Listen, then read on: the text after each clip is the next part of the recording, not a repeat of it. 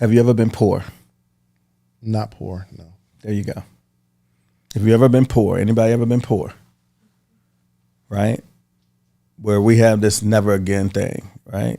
If you've ever been poor and you've had children, where you struggle to feed your children, right? That's that thing. Whatever that thing is, it's called your why. And your why should make you cry, then it should make you fly. Yeah. So poverty for me is that thing that wakes me up in the morning, not just for myself, but for my children. The reason why it's important for me, I have 4 beautiful children, 22, not children anymore, but adults now. But when you get to, if you've ever been to a place where, tomorrow could appear to be dark financially, right? As entrepreneurs, you go through those spaces. So that's that thing. What you're describing is your why, your reason why you're doing something. The reason why after you make the money, you're still going, right? After you're comfortable, what about the next generation, right? What about the people who are following you? Are they financially independent, right? How bright is their future? How bright is the future for their children? So yeah, that why should make you cry, then it should make you fly. And that passion comes from me seeing other people who are in poverty, right? Who are afraid. When the pandemic hit, probably you and I were, we pivoted, right? But when the pandemic hit, there's a lot of people who lost their livelihood. There's a lot of people who lost their lives. There's a lot of parents who went to the hospital and never came back and left, right? People behind. So the fear of poverty, right? Freedom. Our community, we should value freedom more than any other thing in this world, right? Because for a long period of time, we didn't have it. So I have You were poor? Absolutely. Absolutely. Can you describe a moment where you realized? describe rock bottom for me in your life. Rock bottom is in your life, your situation. Absolutely. When you foreclose on your home and have to move your 4 children into an apartment, right? You go from doing pretty good to where something happens in your business and you lose your home and your belongings are sitting out on a curve when you get home, and you've got to scramble to get your shelter, basic necessity, for your children, and they're 2, 4, 6, and 8 years old. You follow me? This could be the whole 10-hour series. When the electricity goes out, right? When the gas and heat go out because you didn't pay it. It's different when you got kids. When your credit is, when you can't answer your home phone. When your wife's answering the home phone and crying because the money's not there to pay. When you go to the grocery store and you pull out your debit card and you don't have no confidence behind it. That's a fact. I'm just saying. Yeah. We could all, for those of us who have been in between blessings, as I call it, right? Yeah, I could keep going. I help people who are in that situation. Yeah. And a lot of Americans are in that situation, and they may be poised about it, and you don't know what they're going through.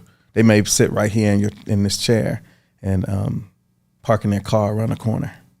Do you keep that in your memory bank? Ooh, absolutely. Absolutely. I keep it in my memory bank because I don't never want to forget, and I never want to look at that person that's in that situation and overlook them. When I have a vehicle that could help them. Yeah. And there's a level of empathy that you have when you see that look, when you see that stare. Yeah. You can relate? Oh, you should never forget that either. And the next thing was maturity. Yeah. In what regard?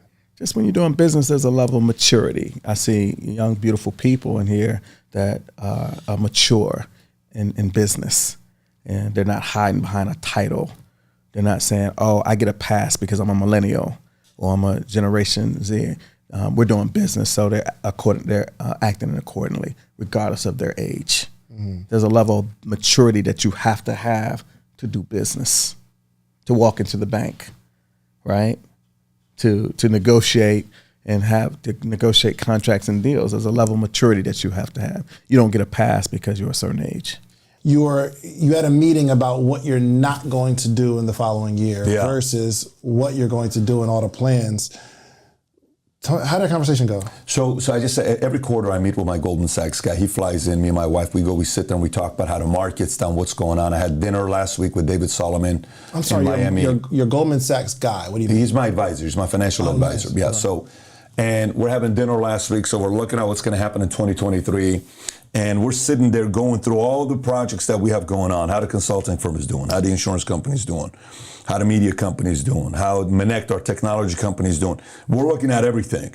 And then we have to look at what are we taking off the table. So, hey, speaking gigs, couple $100,000 an hour to go speak here. Well, maybe this year we're only going to do it if we're only going to the following opportunities, because that's going to help with this, and that's a relationship that's going to lead to this, and it's going to match the calendar because these are the 3 months you're available to do this versus let's take this out, let's take that out. So the mindset becomes more about not having a to-do list, but do not do list. Like, I am no longer going to do this. I am no longer going to do that. Yeah. And that frees up time to put more into, we had a meeting a month ago and I sat down with our leaders here. And I said, I don't want to go wide right now. I just want to go deep. We have way too many companies and projects that we're managing that we keep adding another one and another one and another one. I want to take these things here and go hire the right leaders and executives to take it deeper and deeper and deeper. Let's strengthen these companies and then increase valuation and then possibly consider this. But we're not at a point right now to go more.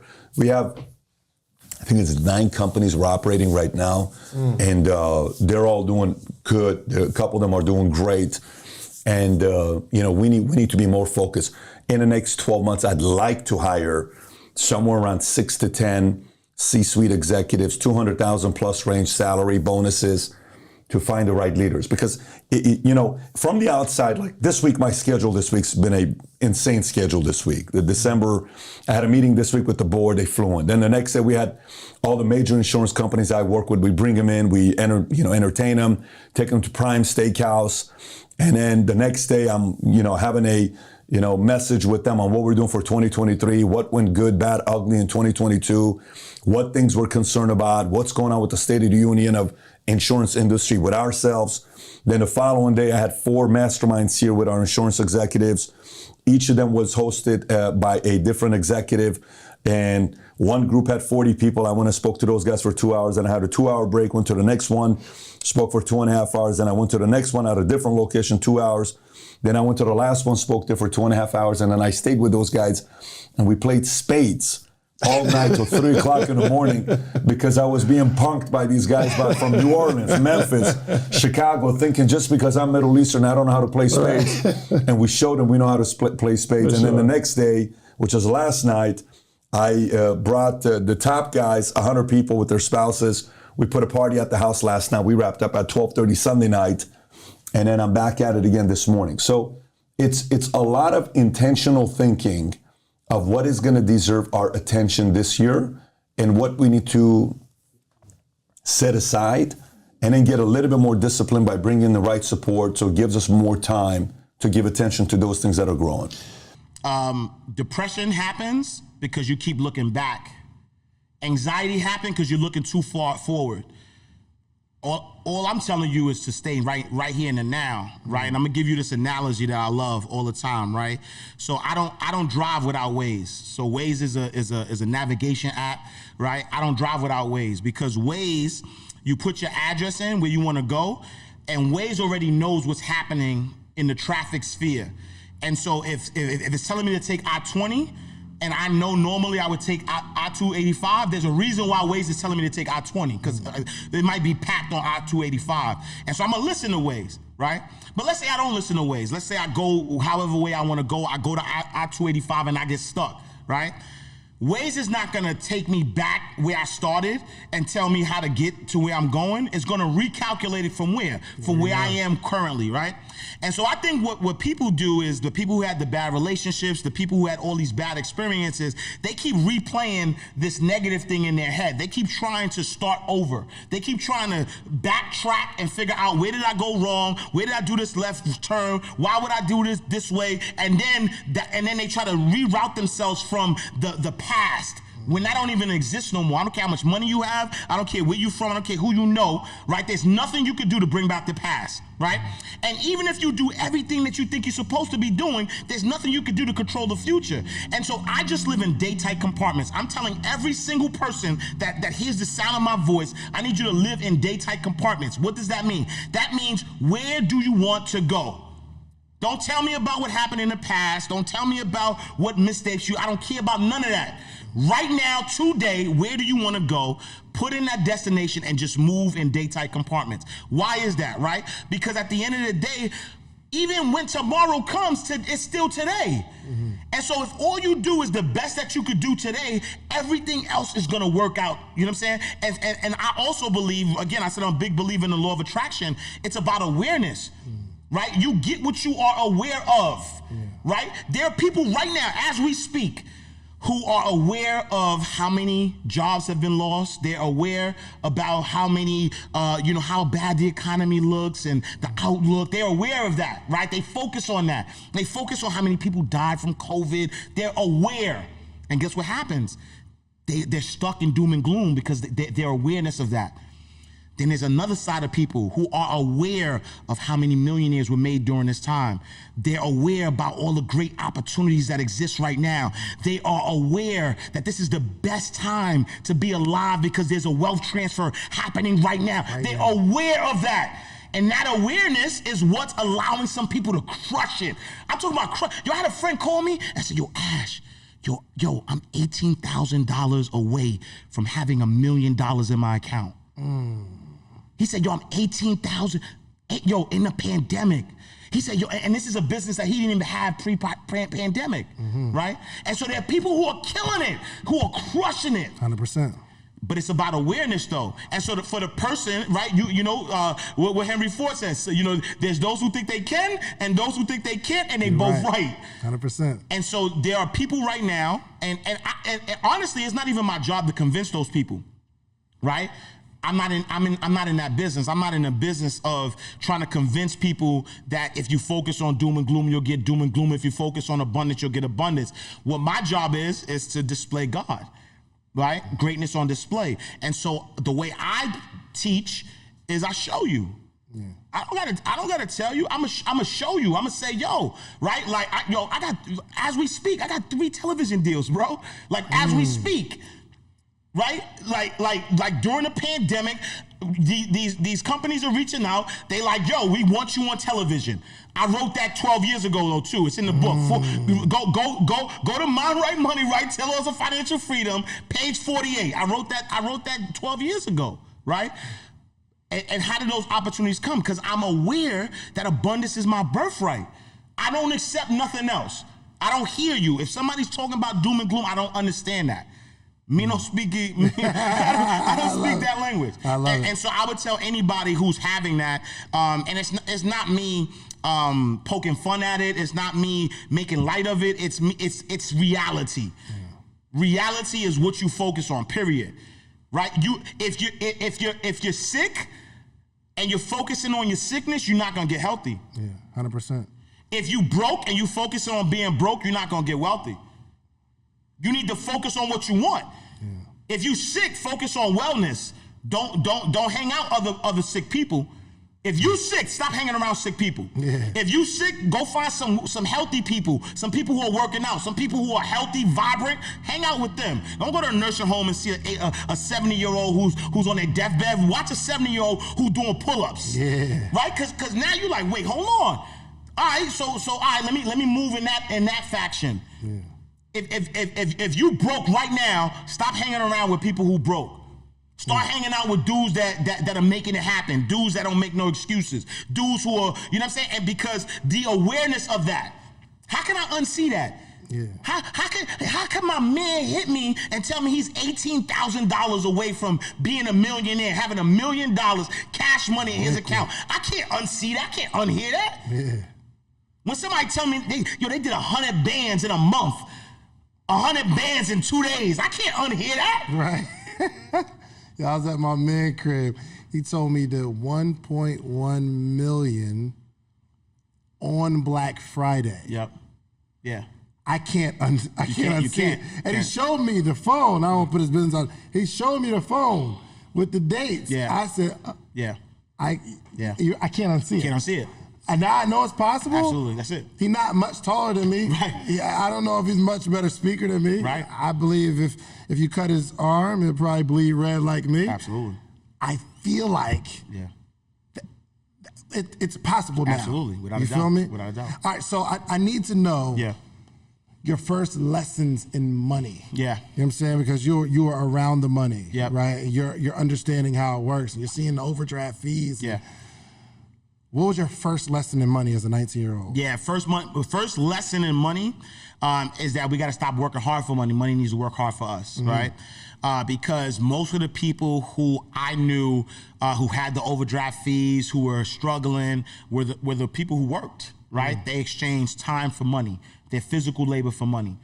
The people who were living it up, the clients that had time to kick back at my desk and just shoot the shit. You know what I'm saying? Like those clients, they were bosses. They owned something. They created something that keep paying them over and over, right? They had employees, or they were, the landlords who bought the property and the tenants were paying them. Like every single one of the folks that I knew that were wealthy had an asset, and the asset paid for the things, not their labor. And so I said, you know what? I got to stop working hard for money. I got to figure out, how do I get some assets, right? Because here's the deal. There are 4 types of people on this earth. You got consumers, producers, investors, and philanthropists. Consumers, producers, investors, and philanthropists. Okay, talk to me. What happens is most people are only consumers, right? They make money, they consume. They make money, they consume. And what are they doing? They're stopping the cycle of money, right? Money's supposed to circulate. And what happens is that as consumers, they're just consuming, and now they have to work again to make some money. But what if you were a consumer and a producer? Now you consume, but now you're producing something. And as you produce, you're now putting that thing out to sell, and now people are paying you for it. If you're investing, right, now you take that money and you're investing in something, that investment is paying you back. If you're a philanthropist, you're giving to something that you love. Universal law, the more you give, the more you get. So now you become all 4 people, you're truly financially free. Because not only does the money come in, I consume, I produce, I invest, I give away, and from those other 3 buckets, things are coming back to me. From being a producer, I get stuff back. From being an investor, I get money back. From being a philanthropist, I get opportunities and things back. Right? And so my first lesson was like, yo, we got to stop working hard for money. Believe it or not, I just kept thinking that I was 90 days away from being a millionaire. and if you'd have asked me, I would have told you, dude, 90 days? Oh, dude, it's going to be crazy. And then you came back 90 days from then and you said, what happened? Oh, dude, I'm not yet, but I'm telling you, 90 more days. Like I was always that far away. Yeah. Was it positive affirmation, or like there's always like this moment where something's about to happen and I'm about to hit it? Every freaking 90 days, I believed that I was 90 days away. I'm going to write a book one of these days that's called How Do You Get Anything You Want in 90 Days, and spell the days with a Z. Why Z? Because you almost have to be in a daze. Like how you get anything you want in 90 days is very simple. You figure out what it is that you want, which is the hardest of them all. Yeah. You figure out what it is that you want. Okay. Then you figure out how to get it, which is not that difficult. People think that's the difficult part, right? I want $1 million. Well, how do I get it? That's the hard part. That's not the hard part, folks. That's the easy part. The easy part is figuring out how to do it. Yeah, like it's harder to figure out what you want than figure out how to get it or how to do it. Dude, here's how you figure out how to do it. You find somebody who's already done it, and you see what they did and you copy what they did. You emulate what they did. You see a big bodybuilder, go eat what they ate. Go lift what they lifted. Go do what they did. And 9 times out of 10, you're going to get what they got, because like action causes like result. So doesn't matter who's doing it. If you go do something and I'm like, dude, he did what I want to do, I'd say, what'd you do? Or I'd read your book, or, take your courses or whatever. And I would do it. Now, some people say, oh, what if the guy's a scam? He didn't really do it. Well, I can't help you there. I said, you got to find someone who actually did it. Right. But that's how easy it is to figure out how to do what you want to do. Find someone who's already done it. But then the third one is do the work, where most people crash. So how do you get anything you want in 90 days? You figure out what it is. Mm-hmm. You put your damn head down and you bust your ass moving towards it for 90 days. And 90 days later, you look up. And if you're not where you wanted to be, look your head down again, put your head down again, work for another 90 days and look up. And if you're not where you want to be, put your head down and work for another 90 days and look up. And if you're not where you want to be, put your head down. I like it. And work for another 90 days and then look up. And keep repeating that until you get everything you want in 90 days.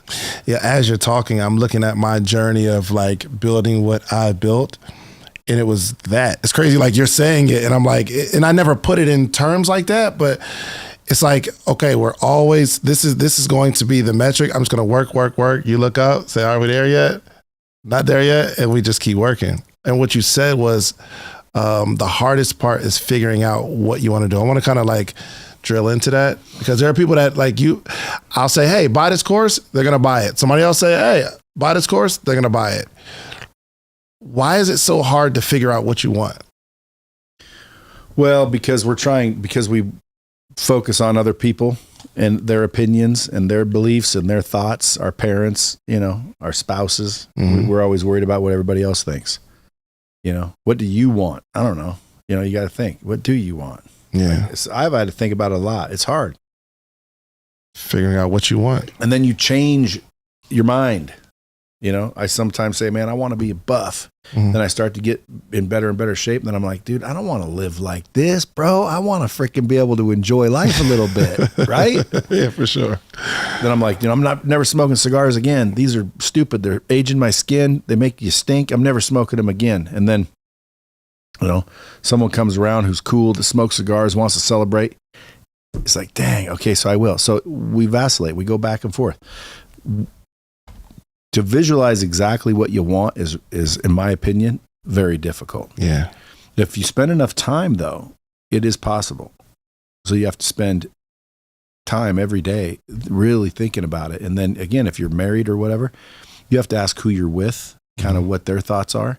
Because, dude, it could be very likely that you don't want what your girl wants. And if you find that out and you stay with that girl anyway, well, now you're just stupid. So, dude, there's some people that don't want to find that out. Yeah. Why? Well, because, hey, someone else is going to be serving that up. You don't want that. You don't want that.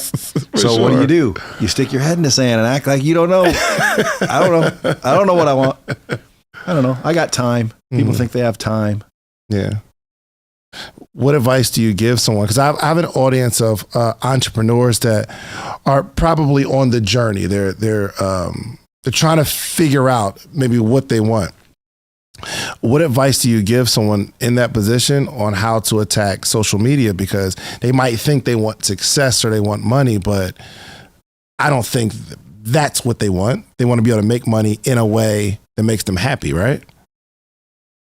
Well, I mean, what I do doesn't always make me happy. I make money so I can, have options. Yeah. At the end of the day, a lot of people always think that you're going to get rich so you can do what you want. And a lot of the rich people I know, they do what they don't want, which is why they're rich. So they get that backwards. But you're doing what you want, though. Just not every day. Yeah, but I'm also not a billionaire yet. and I think it's because I do what I want. But that's why I keep going back and forth. Like, do I really want to be a billionaire? Well, not if it means I have to be some robotic. Now my life's over and I'm a billionaire, but I didn't enjoy it at all. Yeah. I ate freaking basically shit food the whole time. I worked out the whole time. I worried about everybody else's opinion the whole time. And then when I finally got there, I'm like, hey, I'm here. Look, I made it, everyone. And no one gives a shit. Yeah. Now everybody hates you because you're a billionaire. You're like, damn, I thought everyone was going to love me. I thought everyone was going to care about me. So you basically spent your whole life worrying about everybody else's opinion. Yeah. I don't do that. Why? Well, because again, you can't make everyone happy, bro. So you might as well pick yourself. That's a fact. Doers and thinkers, right? Is that the same or just two different things? Okay, so talk about the doers, right? And then the thinkers. I'm excited about the thinkers, but talk to me about the doers.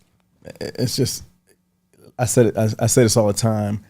There's, from the time you contacted me to the time that we're actually here, how much time was that? About a week. That's doing it, right? Yeah, for sure. That's me accepting the invitation, you being prepared, having the facility, having the, whole process in place.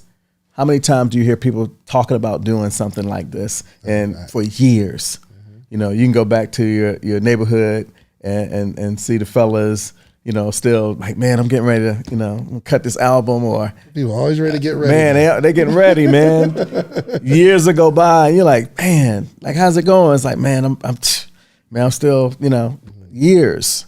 So there are executors like us, that actually do it, right? We'll mess it up, right? We'll get out there and we'll try it. We'll do it. We'll mess it up, adjust, correct. We'll do it. Some people are so afraid to fail that they won't do anything. So they keep it in the discussion stages, in the theoretical stages, right? We're doers, right? We're going to do it. When I lost my team, I lost my income. It's time to do it. Yeah. What do you think, if you come across a lot of people, what do you think attributes to the lack of doing it? Fear. Number one. Man, what would you attempt if you knew you couldn't fail? Think about it. What would you try to do if you knew you couldn't fail? Everybody be millionaires, right? Fear is one thing. Why you talking about it? Why you not doing it? You're scared. You're afraid to fail. You're afraid to do it. That's the only reason you wouldn't do it. How do you shake someone out of fear?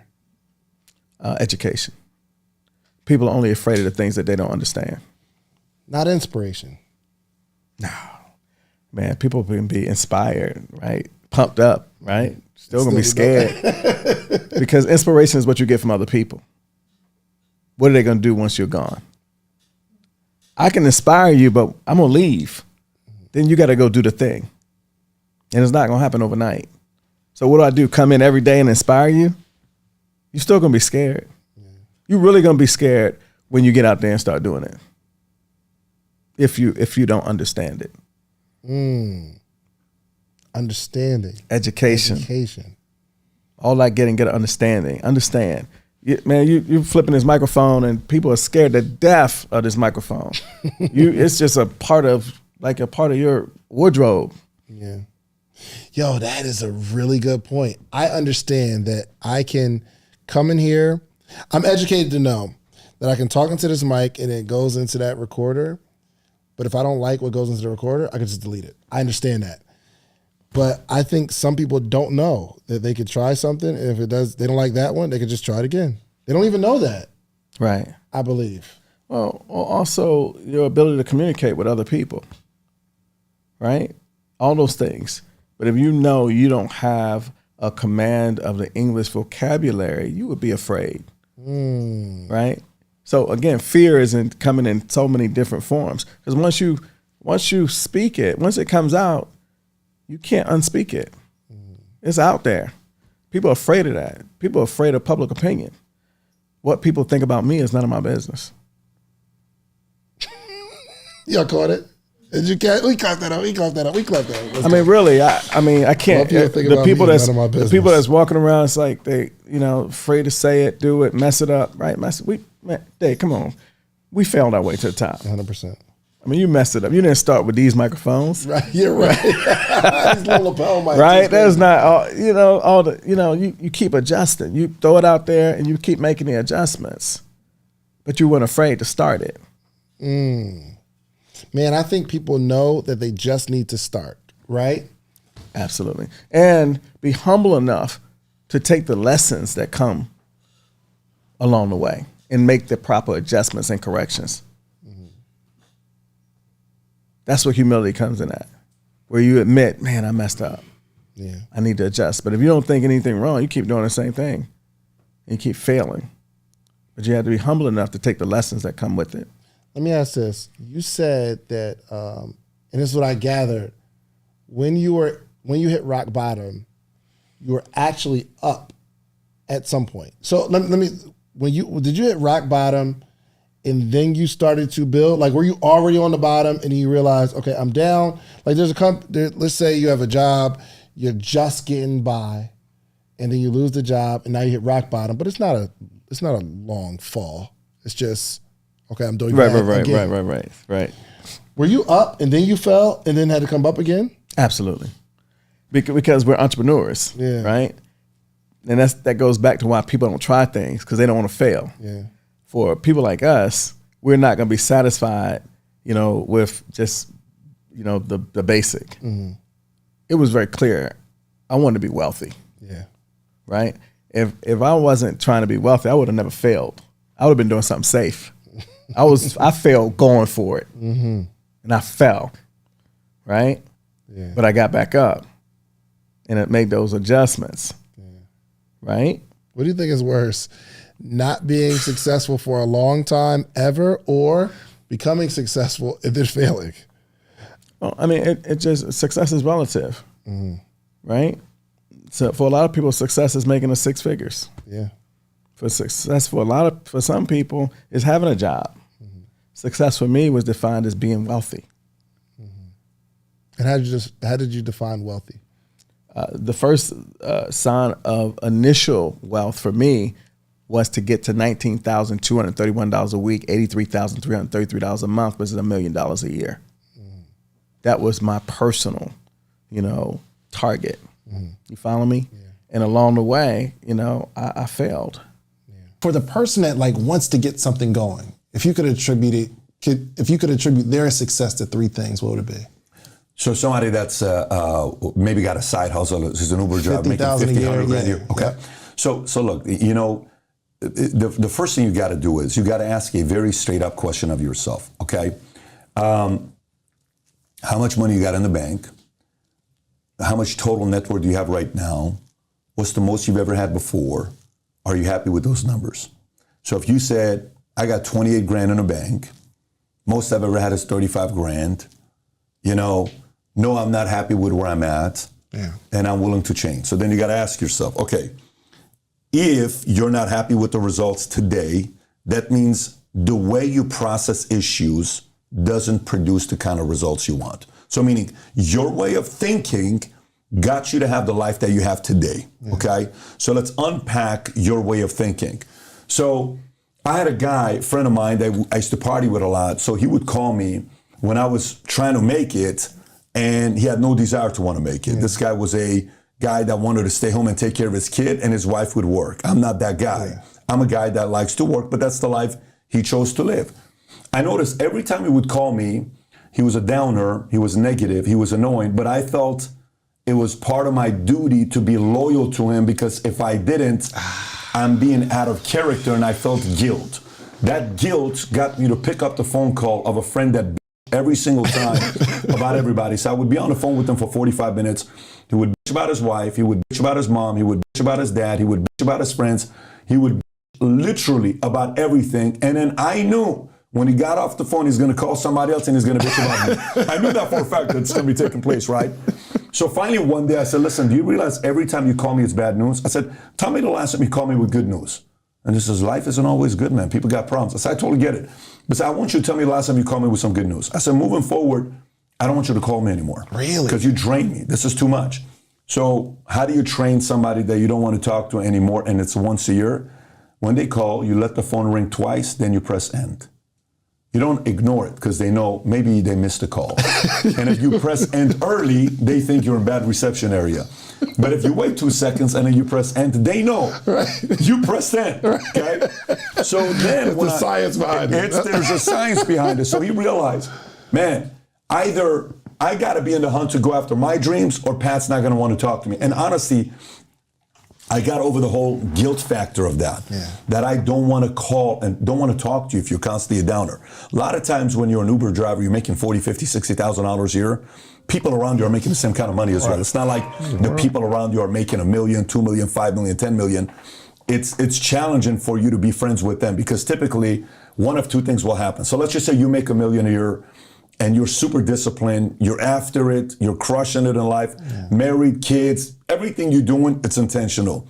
And I'm kind of like the guy we used to play basketball in high school. I was your point guard, you were the shooting guard. So we're boys. We partied together, we got history, girlfriends, all that stuff, we have that memory. But now you're married, I'm still single. Okay.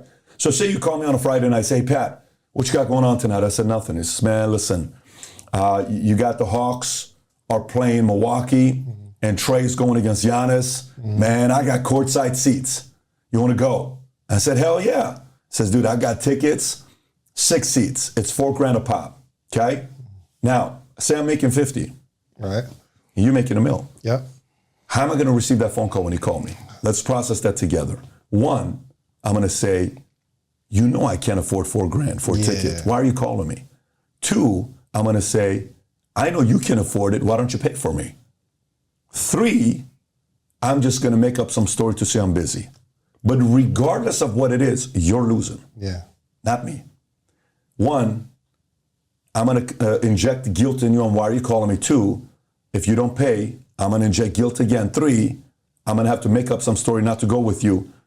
Or if I spend the $4,000 to go with you, I shouldn't do it because I don't have that kind of money. Yeah. So now you are afraid to call me next time.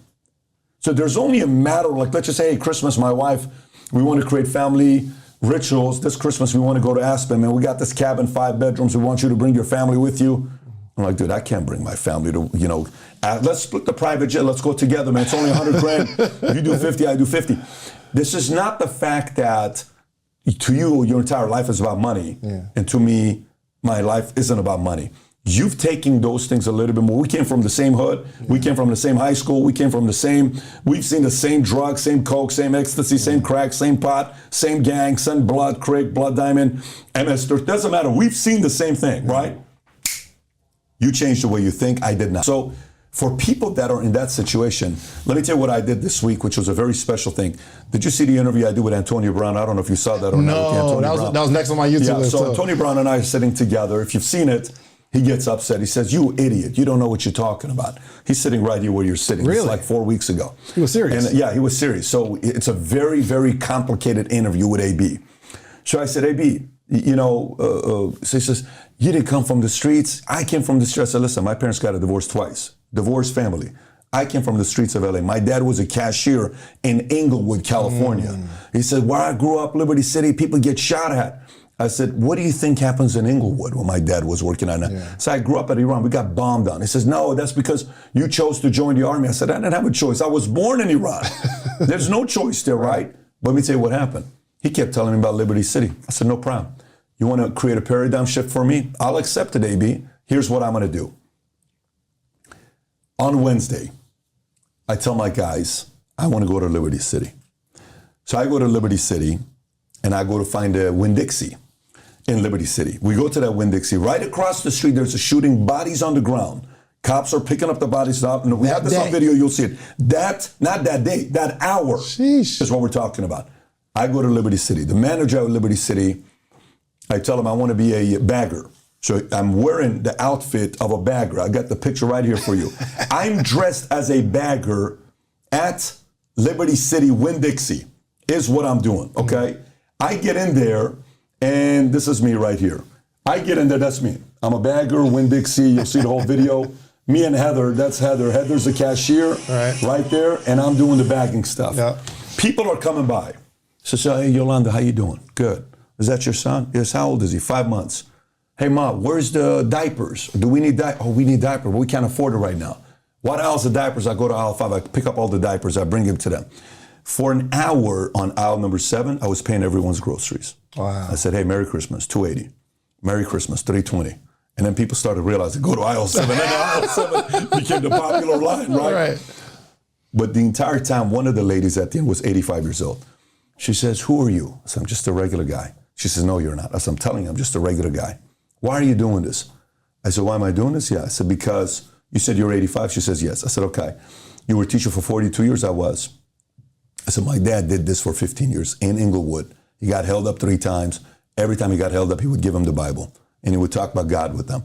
Eventually, they loved my dad because he treated everybody like regular people. He wasn't afraid of gangsters, and he didn't see the drug guy as a bad person. He just talked to the people, and he would constantly figure out a way to get close to them. I said, my dad's 80. My dad's standing right there. My dad's standing right behind me while he's watching me doing this, okay? Sometimes in life, we need a paradigm shift. If you're rich, you need to take your kids to a place to see how rough life can be.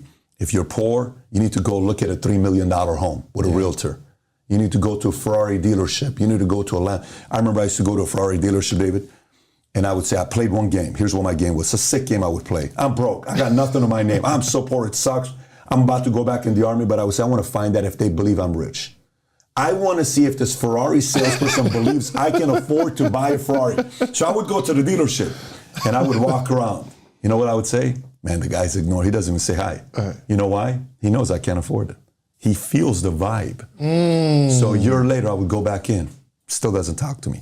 Year later, I go back in. How are you? Good. I still can't afford it, but now he believes I can't afford it. That's all that matters. So then I would go to Mulholland Drive, and I went one time to look at this $3.5 million house, open house. I walk in, said, how you doing? Good. What can you tell me about this property? And she leaves a customer and comes with me and spends 45 minutes showing the home.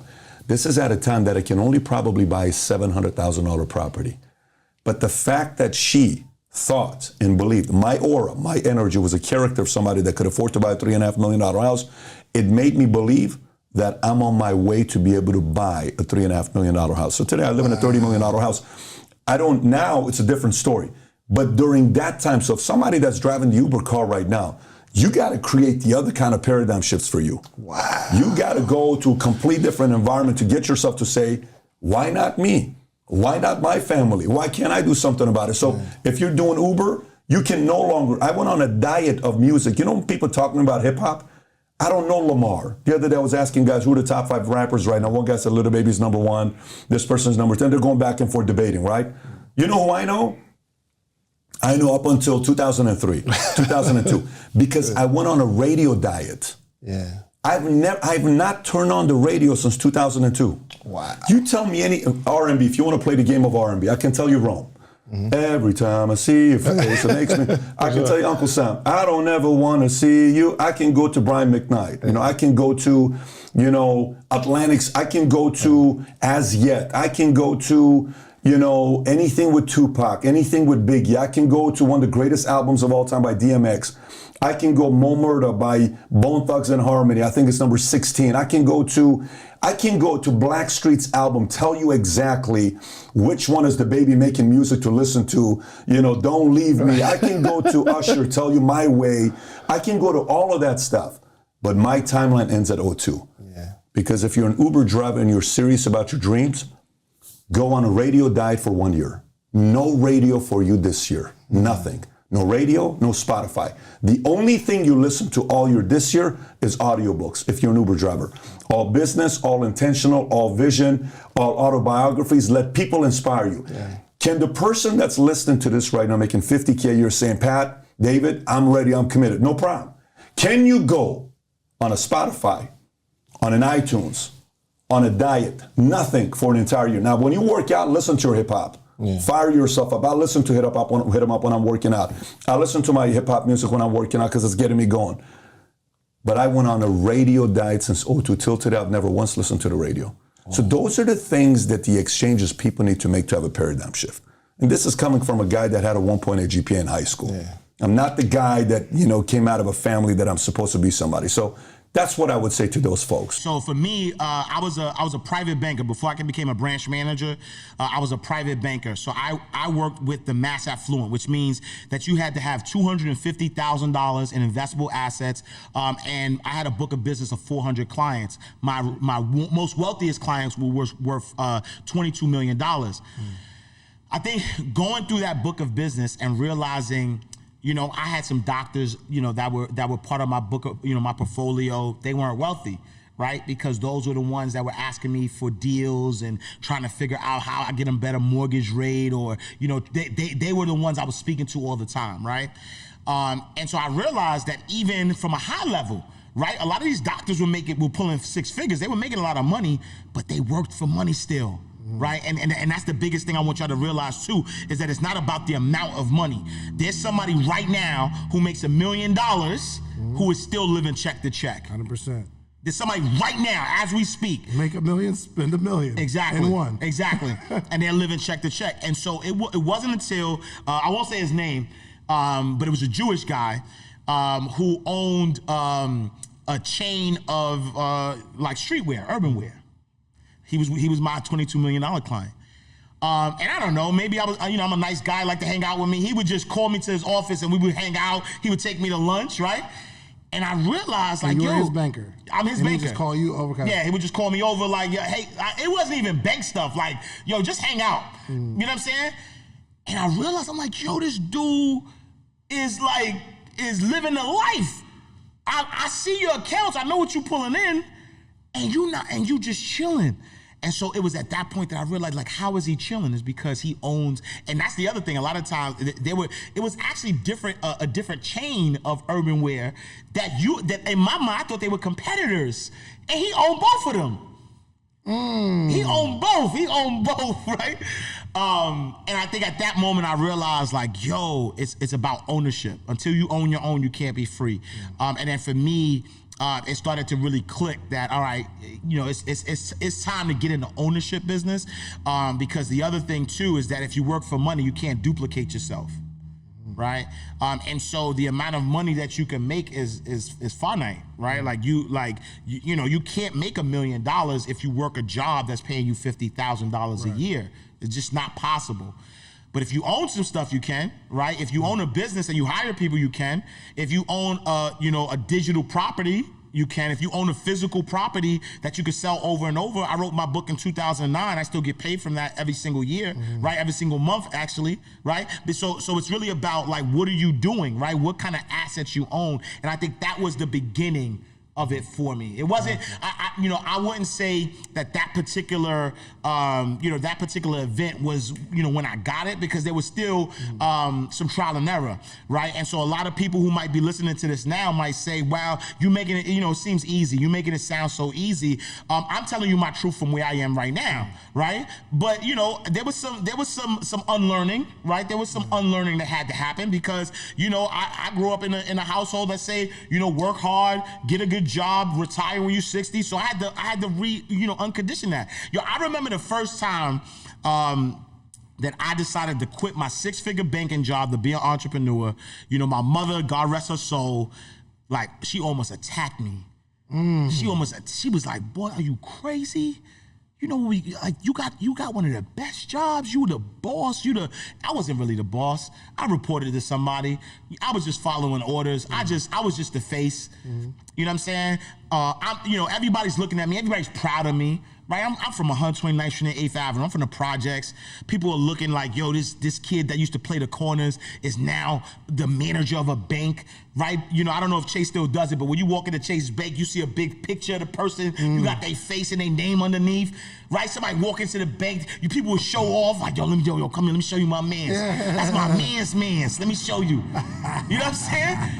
They were proud, but I felt like I was selling my soul because I knew it was more.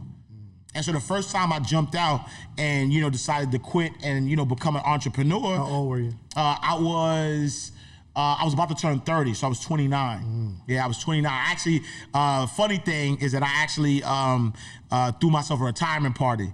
Right, so I was like, yo, I'm about to do this. You know what I'm saying? I was about to turn 30. I had a retirement party at the 40-40 Club, and I decided that I was going to jump out the window and become an entrepreneur. And I fell on my face though too. So I'm not. So in full disclosure, I became a homeowner. I bought my first home. My wife and I when I was 25 years old. Right. While you were working at the bank. While I was working at the bank. And so when I decided to leave banking and become an entrepreneur, I was already used to a 6-figure lifestyle, right? My first year, I wrote the book. I was on Hot 97. I was, Black Enterprise, Essence. I was doing my thing. Before we get there, So you were at the bank for how long? So from 2000 to so when I was about 9 years. About 9 years. Yeah, but I had to jump back in though. Yeah. Oh, so you left then went back? Yeah, so that's what I was. Okay. That's what I was saying. I got you. Right? Hold on, but Yeah, before you get there, so were you making some money moves before you left? No. Yeah. What led up to okay, I'm going to leave? Yeah, so so the thing is, so here's the deal, right? I was making a lot of money, but I was still flashy, right? I was still trying to, I'll be honest, I was trying to keep up with the drug dealers. So I was still hanging out with the guys, you know what I'm saying? We was going to the clubs, you know what I'm saying? I remember my first car was a Dodge Intrepid, right? I had the gold Dodge Intrepid with the if you know, you know. I had the gold Dodge Intrepid with the rims. You know what I'm saying? I had the rims, I had the tints, I was killing it, right? Always fresh, going to the club, Mars 2112, all everything. You know what I'm saying? And so I was spending a lot of money. And so when I decided to quit, I really thought that fame equals money, though, right? Because I was never an entrepreneur. I was a 9-to-5 guy. And for some reason, I just thought that if everybody knew who I was, then I would just, the money would come with it. And so when I wrote my first book, I was still working at the bank. I was, grinding it out. I got some big placements, some, Hot 97, Black Enterprise, Essence. And one of my bosses came to me one day. They knew I was writing a book, but they didn't know at what magnitude. And somehow somebody, I don't know who, but somebody showed them my website. Right. He comes to me and says, "Yo, is this you?" I said, "Yeah, it's me," because my name is Ash Exantis, right? But I wrote under Ash Cash, and so some, you know what I mean? If you don't know, you don't know. And so it was an ego thing that made me quit, because he was like, "Well, how are you gonna focus on what you got to do here at the bank, and you're on Hot 97?" Like, he was making it seem like that he thought the success would go to my head. So I said, "You know what? I quit." You know what I'm saying? So success did go to your head, actually. It did, absolutely. He was right. He was absolutely My right. man was right. He was absolutely right. Because I quit. I threw myself a retirement party. I started grinding it out. My first year as an entrepreneur, I probably made about 50, 60 grand. Doing what? Speaking, writing books. So it was mainly from the, on the speaking circuit. I got a contract with ACS, which is like the children's services, teaching financial literacy to kids who were out of foster care. And so I was getting good contracts. I was getting good speaking engagements. I was good. I was selling, decent amount of books, but it wasn't enough to sustain my lifestyle, because I had already created this lifestyle that was $100,000 lifestyle. And so I almost went into foreclosure. Right, I had to put my house up for a short sale. The embarrassment, what I'm saying, of my neighbors, coming looking at me and saying, "Yo, I saw your house listed on the foreclosure list. Like, Ash, what's going on?" Right, and mind you, I'm teaching about money. Right, mind you, I'm teaching about money, and I'm on the radio, and I'm on television, and I'm in magazines. Oh, that hurts. All bad. Right, and so for me, that made me realize, like, yo, you gotta change this stuff up, and it was really at that moment where I started to really say, all right, now I gotta stop working hard for money, right? Because even as an entrepreneur, I created a job for myself. If I didn't grind, I wasn't getting paid, right? And so I decided, I had to swallow my pride, and I went back into the banking world. So I went back into the banking world. Not the same bank, obviously. No, I went to Citibank on 145th Street, $45 million branch, which was also the blessing, though, right? It was the blessing because it was while I was in Citibank, one of the folks that worked at Citibank knew of a nonprofit organization in Queens that was starting a new credit union and needed a CEO for it. So had I not gone back, though, right? Had I not gone back to the bank, I would have never had the opportunity to become a CEO of a credit union, because I wouldn't have met the guy who introduced me to the other guy who got me the CEO position. Yeah. You have a boss voice and a bitch voice, the navigator and the negotiator.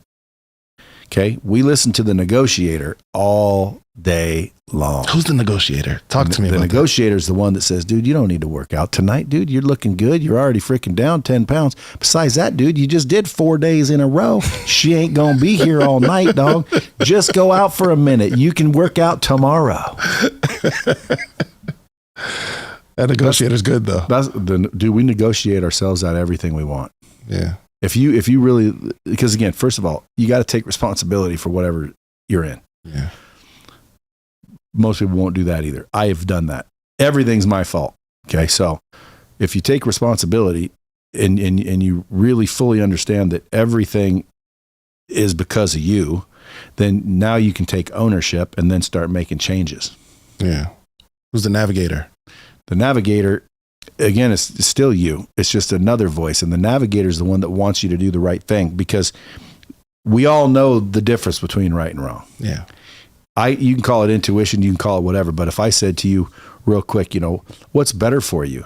A salad or a frickin', Five Guys and fries, with a peanut butter milkshake? Salad, of course. Of course. So why are you eating a Five Guys and fries and a peanut butter milkshake? At the end of the day, it's because deep down, I think people subconsciously, which is below awareness, that's why they call it below, conscious, aware, subconsciously, we don't think we deserve any more than we have, which is why we never get any more than we got. You're never going to outperform your own self-image. I think, remember we were talking about earlier, you said that people don't not want to be successful. Yeah, everyone wants to be. I don't know if that's entirely true, because from where I'm from, what's more important than being successful is being real. And being real. Who teaches that nonsense? And believe me, I'm the real Bradley. Yeah. My brands are all real. So I would be like, yeah. But dude, what's real? You have to define that for me real quick. So from where I grew up, there's a loyalty, right? Where I remember going to get like my first job. Now, me and my friends, we play basketball, we hang out, we do absolutely nothing on the weekends, and we just kick it, right? But if I want to go do something else, the environment says, oh, well, why aren't you hanging out with us? And me going to do something more progressive with my life will sometimes play a factor on me, because I know what people are going to think about me. So I don't necessarily want to be too far away from these people. Why? It's the environment I grew up in. Okay, so you made a choice. Yeah. Be happy with it. 100%. That's what I'm saying. But not everybody wants to be successful for the fear of what other Everybody people wants to think. be successful. You think? I guarantee it, dude. They may not be telling you. Do you want to be successful? I want to be successful. Name yes. someone who doesn't. Me as a teenager. You didn't want to be successful. I didn't want to be successful. My ass, you didn't want to be Here's successful. the thing. You Because wanted to be successful? I would want to, if I got too much separation from my friends, if I went and became successful, the people that I love wouldn't accept me. No, you just feared that would happen. Yes. So I didn't want what I feared. Well, So I didn't again, want to be successful. You did, though. You just didn't want the consequence of being successful. Dude, everybody wants to be successful. Correct. Yes. Who doesn't want to be successful? Show me the person that doesn't want to be successful. And after I talk to them for a little while, they'll admit they do want to be successful. But they don't want to lose their mom. They don't want to lose their friends. They don't want to, be laughed at and ridiculed and poked at. So, and mentally, we could believe these things. And just because we believe them doesn't make them true, by the way. But you could have believed that if you succeed, dude, all your friends are gone. And so you said, no, I want to keep my friends. I'm loyal. I'm real. When in reality, that number one wasn't even the truth. Number two, in my opinion, again, like money's not more important than relationships. Yeah. So like, don't get it twisted. Like I always tell people, look, here's how it goes. Number one, health. Why health? Because without the health, you'll give up all your money to get that back. Yeah. Trust me, you will. So you want health, number one. Number two, you want relationships. Why? Because if you knew you were going to die, you don't think about your businesses and your cars and your worldly possessions. You think about people. Yeah. And then thirdly is money. Why? Well, because with money, you have all the other things that you want, which is crazy because health takes money. So the healthier you are, the more money it costs. But what's coincidental, the more healthy you are, sound mind, body, and spirit, the more money you make. So the more money you make, the healthier you can get, which is funny because relationships, if you think about it, is where all dollars come from. Every dollar you've ever received is from some sort of relationship. That's a fact. So the richer you get, the more relationships, the easier they are. They come by the dozens when you're rich. Doors open, invites everywhere. So the more relationships you have, the more money that comes. The more money that comes, the healthier you get. The healthier, I mean, these are options. You don't have to, but it's all cyclical. The more money you get, the more relationships you get. The more relationships you get, the more money you get. If I always say, you want more money, make more relationships. And then people look, oh, you don't know how to make a relationship? Come on. Go out, introduce yourself. Well, I don't want people to think. See, now we're right back to the bullshit. When you first got your first success, I'm talking about after a few years, your business is successful. Dude, I'm still sometimes saying, dude, you made it. I look at my bank account and I'm like, dude, I'm a multimillionaire. Isn't that weird to think? But it's true. And then I think, and that's just a bank account. One. Okay. I haven't even looked at the other ones.